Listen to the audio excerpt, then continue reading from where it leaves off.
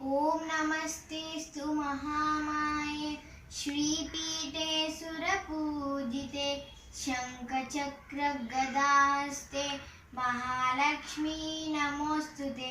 नमस्ते गरुडारूढे डोलासुरभयङ्करि सर्वपापहरे देवी महालक्ष्मी नमोस्तुते।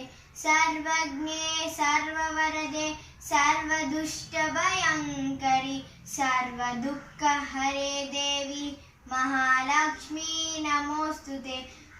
सिद्धिबुद्धिप्रदे देवी भुक्तिमुक्तिप्रदायिनी मंत्रमूर्ते सदा देव्ये महालक्ष्मी नमोस्तुते।